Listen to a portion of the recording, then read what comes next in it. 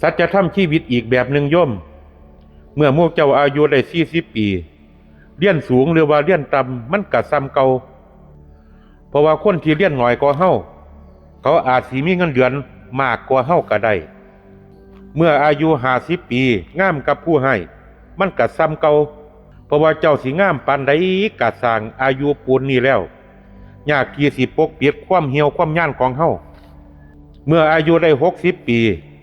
แม่นหมู่เจ้ามีตำแหน่งสูงหรือว่าตำแหน่งต่ำมันก็ซ้ำเก่าเพราะว่าหลังเจ้าเกษียณไปแล้วเจ้าก็ซ้ำเป็นราษฎรผู้หนึ่งเมื่อหมู่เจ้าอายุได้70 ปีบ้านหลังใหญ่กับบ้านหลังน้อยมันก็ซ้ำเก่าบ้านหลังใหญ่อายุปูนนี่แล้วขอเข้าเจ้าก็เสื่อมยางก็ยากเจ้าก็ต้องยางมาหาบ่อนที่เจ้าไปง่ายมาง่ายก็คือสั้นล้าง